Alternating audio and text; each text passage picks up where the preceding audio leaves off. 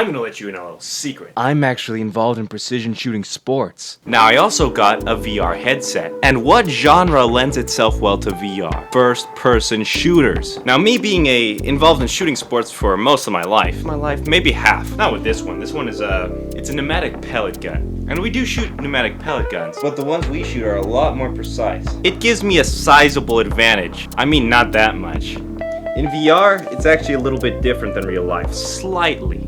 The most notable difference is that you don't have any stock to work with, so your hands need to mime the actions. So while I do have an advantage in that I know how to shoot pistols, when it comes to rifles, I'm at a actually slightly disadvantage since I'm over here trying to brace against myself. But there's nothing to brace against. There's no actual physical rifle. So today, I'm going to be going over several tactics that is going to make me a better shot, and you too, if you watch. Now, before we hop into VR, there's some more clothes that we need to wear. We're going to put on another sweater over my sweater, and the reason for this is that the more layers you got on, the harder it is to move your arms. Now, precision shooting is about being very still, and having all these layers is going to make it a lot easier. We actually wear coats when we're shooting pellet rifle. I left mine at the club. You'll have to take my word for it. Another thing I like to use is gloves.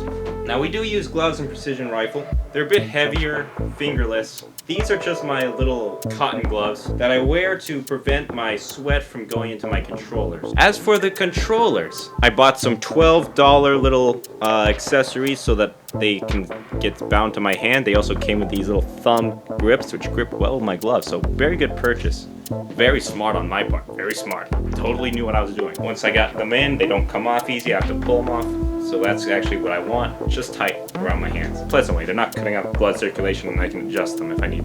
So we're gonna hop into a game called Veil. Veil is a VR competitive shooter. It focuses on combat, not actual, precision, but the guns seem to be like competition-ish. We're gonna be using the bolt action. Now this is more similar to what I'd be using, except it would be like a pellet variant to be a lot smaller chamber and everything would be pellet. But I've seen similar stuff.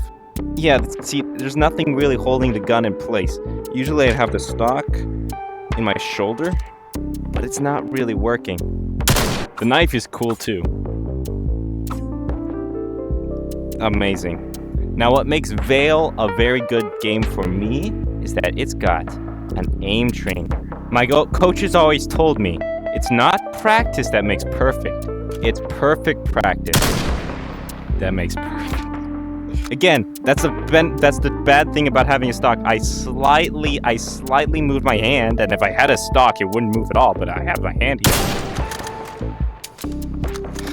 Oh, crap.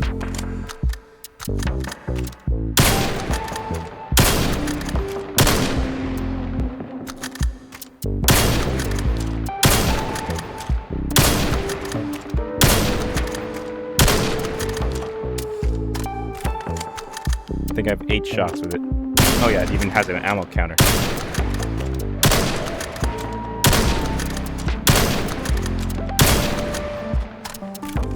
Miscount.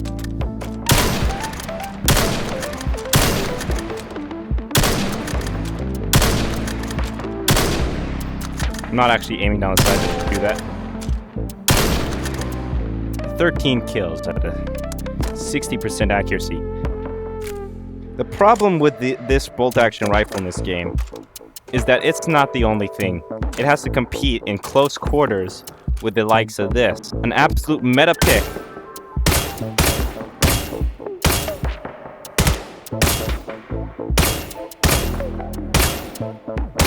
No cycling the bolt. One-shot headshot. Overpowered.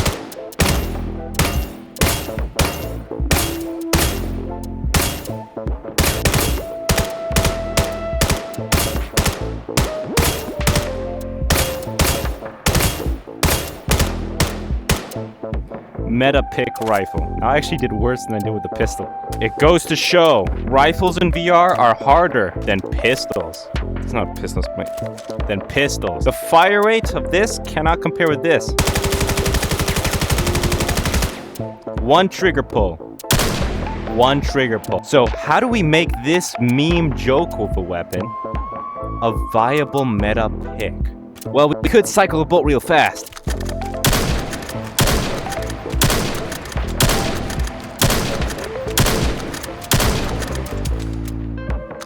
But that's not precise.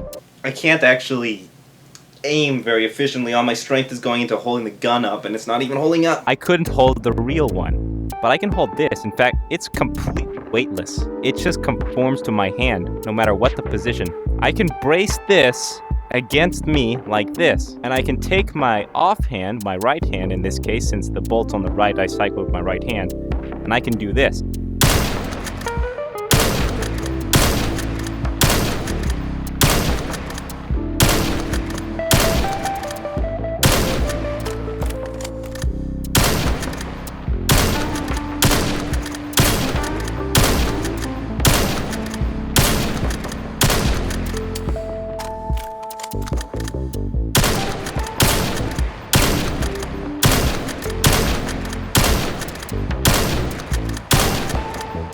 That was going pretty well. So that's one way. We could practice on this aim trainer until we're the master. It might even be unfair because I'm pretty sure this one-shots to the torso. And another way we could do this is, have you ever heard the phrase, "I've got a good gaming chair, bro"? Usually it refers to somebody actually cheating, using third-party software. But what if I use a third-party actual literal gaming chair? I flip it up like this, and then I brace myself against it. Like this. Isn't that great? So now I'm a lot more stable, and I can make stable shots. I can even pivot within my cone of fire. I can't easily reload, but I got a good gaming chair, bro, trust me.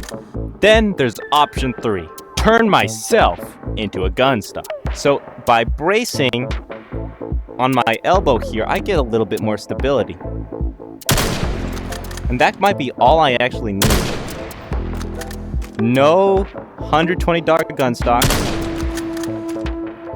No gaming chair. No weird left-handed Wild West type fanning the bolt action. Just pure skill. You have such a slow rate of fire. I guess you're trading the rate of fire for precision. That's an absolutely amazing way to balance the game, by the way. So what do you think about these tactics, guys? Are they good? Or are they bad?